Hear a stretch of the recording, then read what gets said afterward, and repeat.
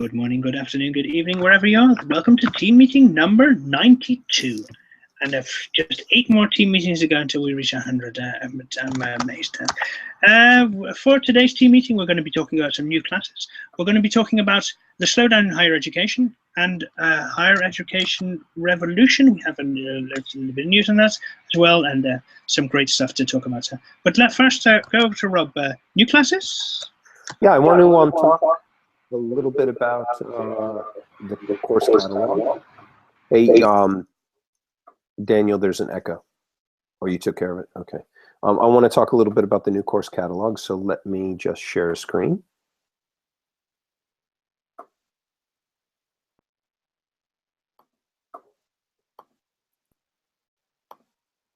And I want to talk about a couple of the new classes that we've got.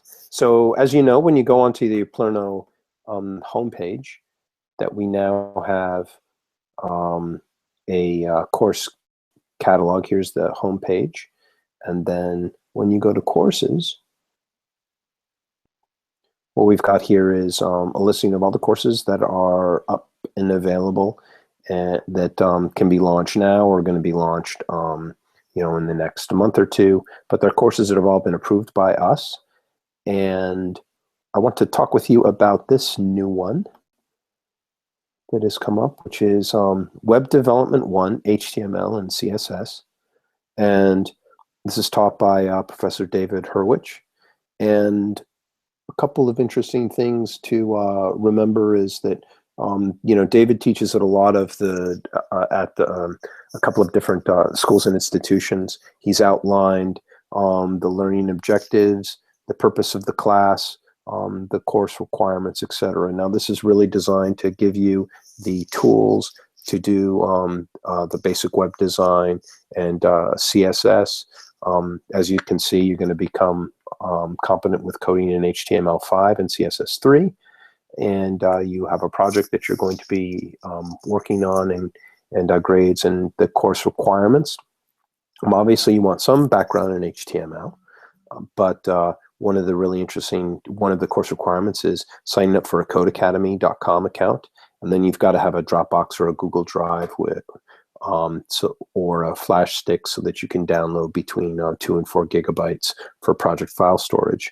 One of the really interesting things about David is 2 pieces. One, he has a personal website, which you can take a look at here. You can read his biography on the course site. You can take a look at his website. He's done a lot of interesting stuff with video games, website design, etc. You can check out his bio and his resume and his portfolio.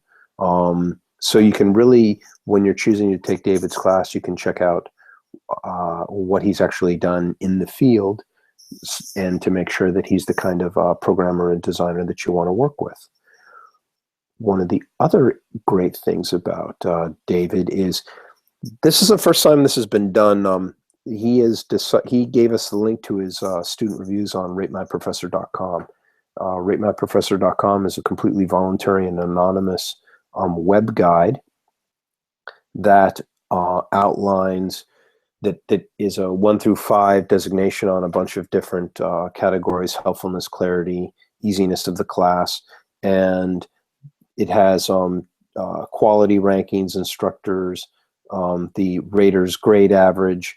And the neat thing about this is that it also has a lot of commentary. So again, you can use the Rate My Professor piece on David's site to figure out if this is exactly who you want to be working with.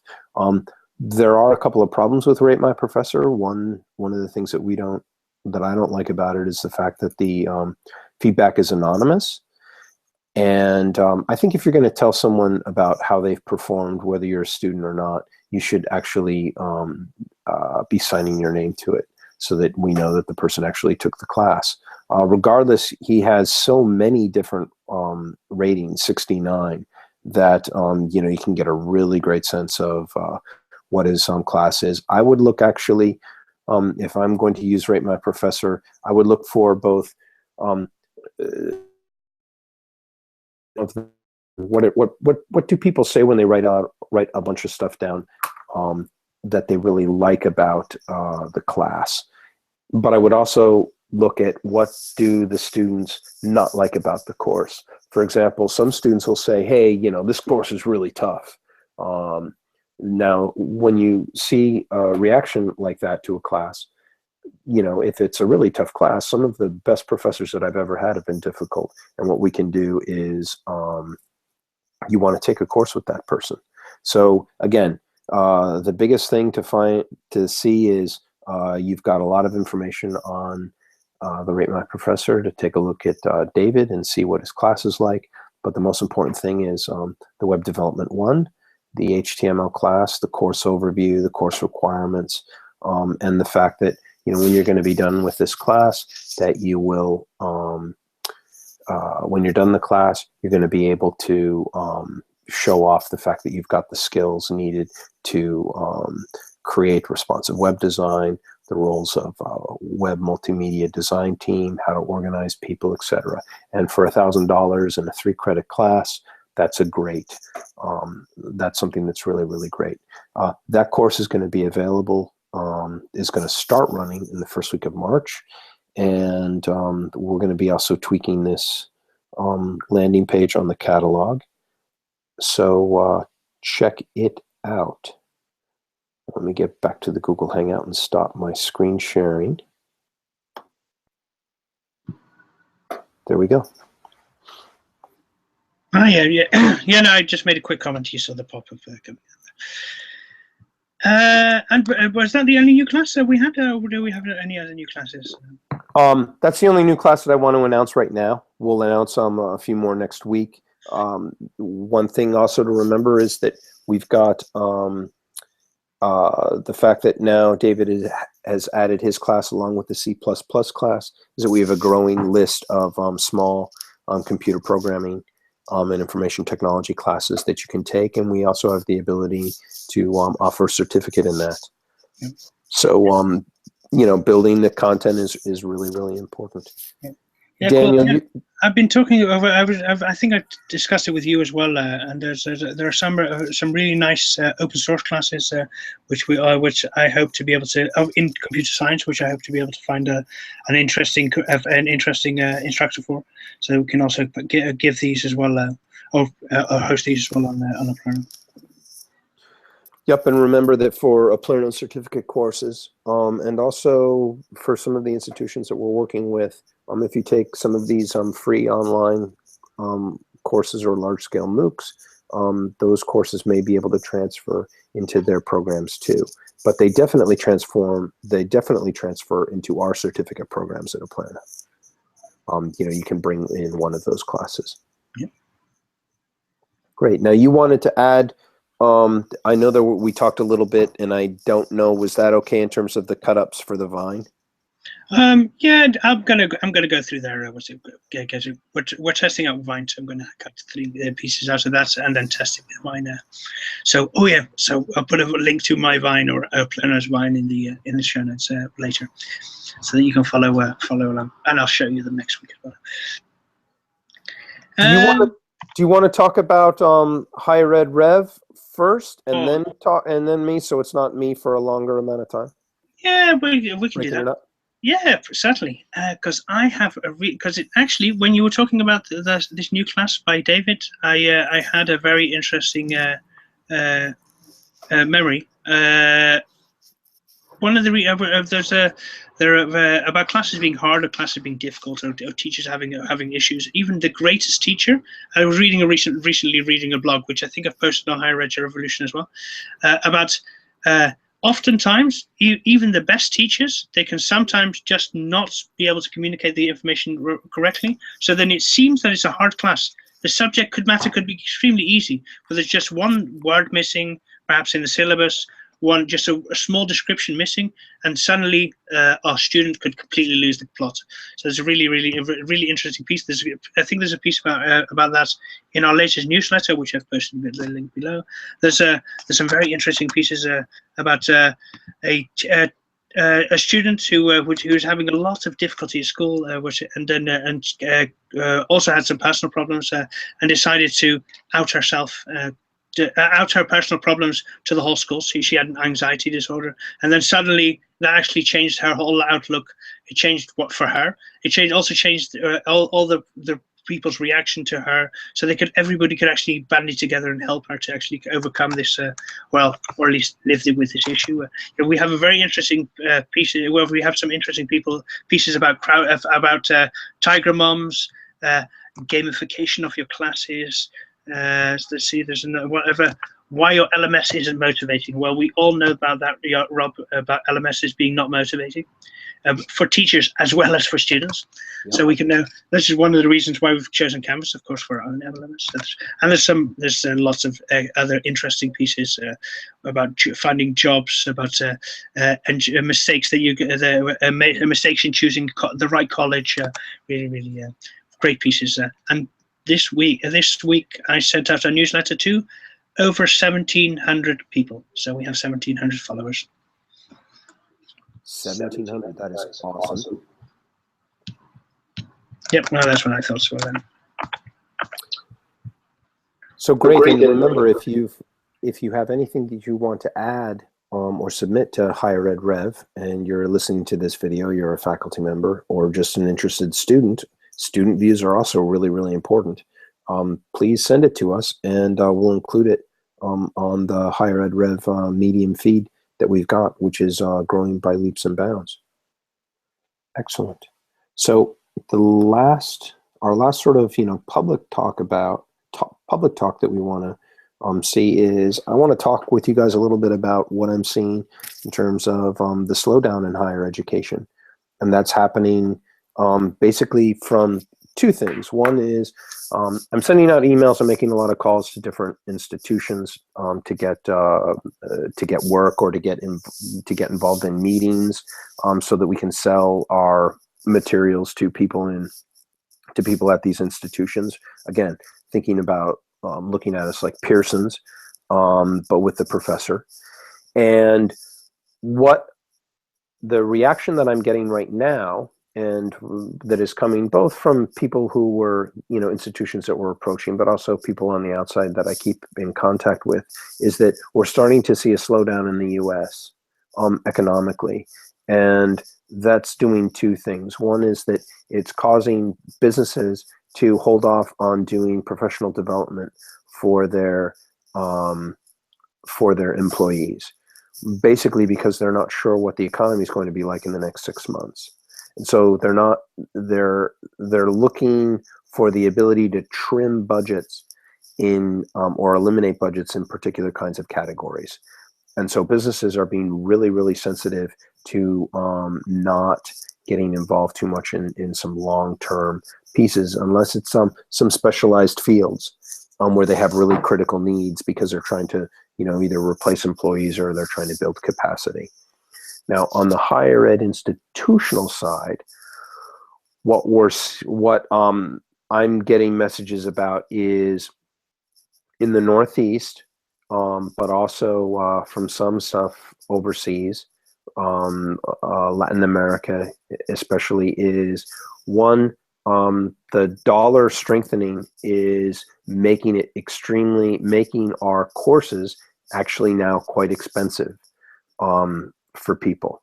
And that is something that we're going to have to deal with, maybe in some sort of dynamic pricing piece, but it's going to be really, really tricky when economies are crashing, okay, when they're entering recession or deflationary periods, for them to be able to, and their currencies are becoming less valuable compared to the US, is that, think about how if the price rises 10, 15% in a month, okay, what kind of sticker shock that creates, especially for people who may be paying in dollars. Okay, now dollars for people outside in certain places in the world, kind of like euros too, depending, is that a storehouse of dollars allows them to hedge against the devaluation of their local currencies. So people are more likely to hold on to those for as long as possible and not want to use their dollars unless they absolutely have to. And they also want to get a hold of dollars rather than having to use the local currency. So it's going to be really the overseas market is going to be trickier to get to. I've got to be thinking about how to deal with that, but it's tricky.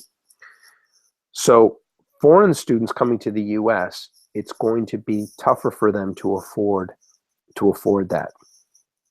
Now, higher ed institutions in the Northeast are really trying to recruit lots of people from outside the US to come to those institutions because they pay full tuition and they're not paying using any kind of federal aid. So it's kind of a double whammy. We're going to see not for the top elite institutions, but for the medium and the low and the bottom 2/3. Okay. The ones that we're approaching and the ones that we are working with, that 2/3 section, they're gonna have a harder and harder time recruiting those foreign students. The second piece is sticker shock is now hitting when you talk with students and you talk with people when they're dealing with their student loans and thinking about how much money they're going to have to take out to pay for that. The federal loan budgets, the federal loans have a certain limit as to the amount that you can take out from a Stafford subsidized or a Stafford unsubsidized. Then the rest of those student loans are taken from the private sector. Now, there's an interesting group there's a group in Vermont called VSAC, Vermont Student Assistance Corporation, and I talked with a few people there, and they're seeing a lot more writing of private loans, and that are kind of like that's making up for the gap between what people can get in terms of financial aid and what the cost of their education is. Now, how long are people going to be able to because of the writing more and more loans, some people are choosing to do either not go to college, or they're choosing different kinds of educational options.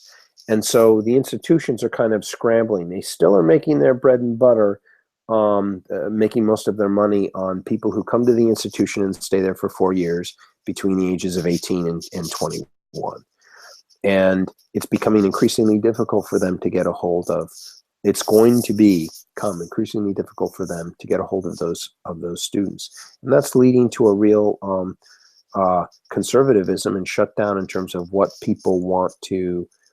risks they want to take and how they want to grow their outreach. They're so concerned with that, again, the traditional student of higher ed, that they're not looking to expand their market. They're just looking to service that particular group.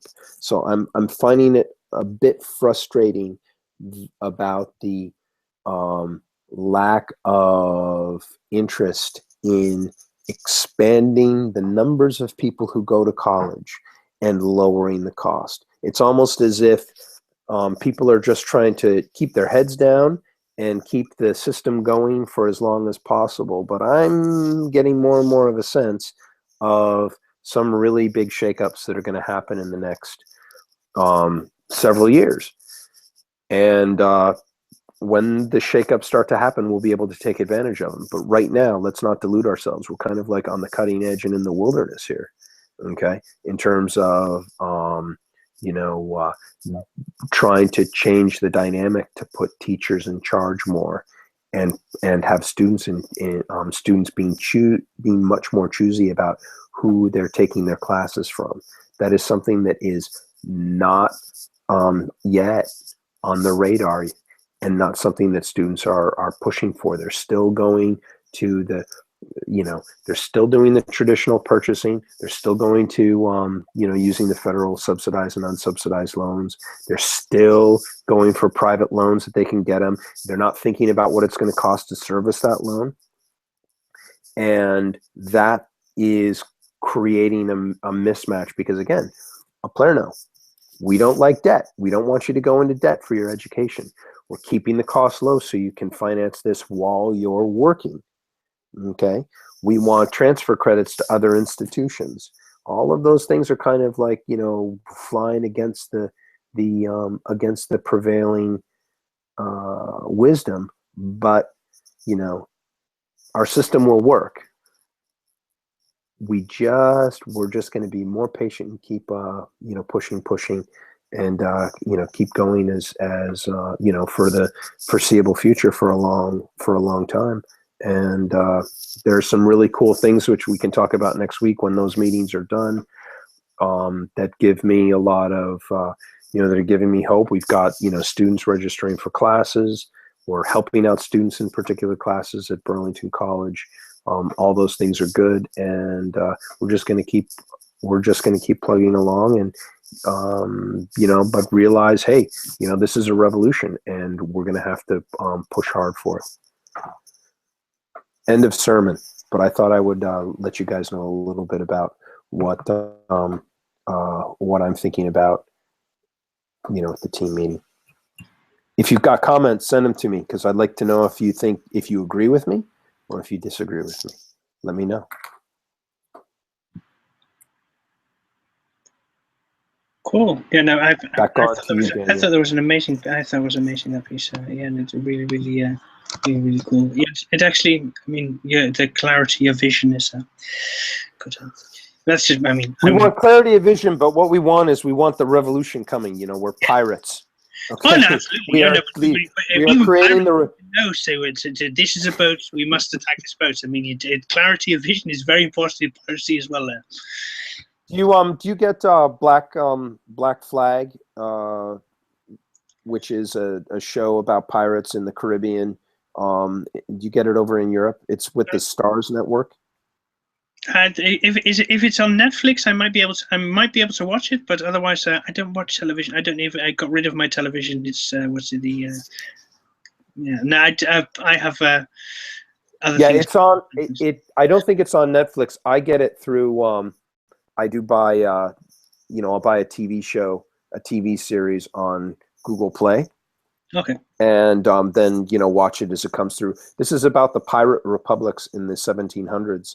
And that they were really, it's not just pirates but they were the first really places where people were actually free that we think of in the modern way, in terms of being able to have a democratic leadership system. Pirate captains couldn't just decide what they wanted to do. They were only in charge 100% when they were attacking another boat. Otherwise, if they were going to sail to some island or change course, the crew had to vote, which is crazy. And the crew decided who they were going to elect to be their captain and could depose the captain at any time. And everybody, no matter what race they were able to be, fully equal voting members of a pirate ship.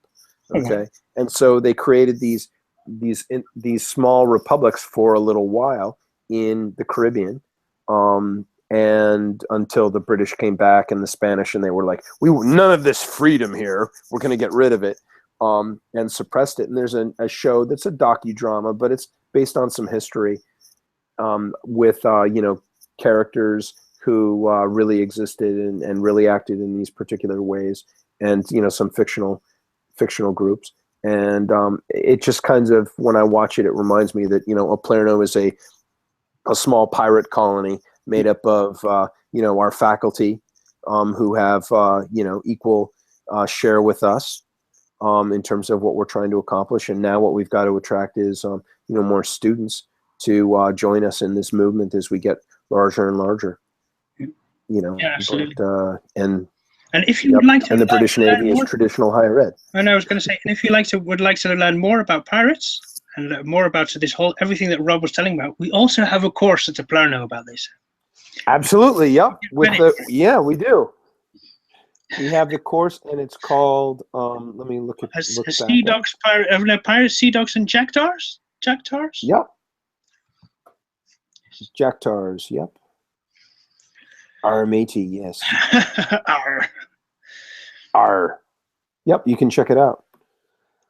Okay, so listen, check us out next week. We'll be meeting at the same time. The following week we will not be meeting, but next week we'll be meeting. And so check us out, and we'll see you online. And keep up the good work wherever you are, and create the revolution any way you can. Cool. See you online.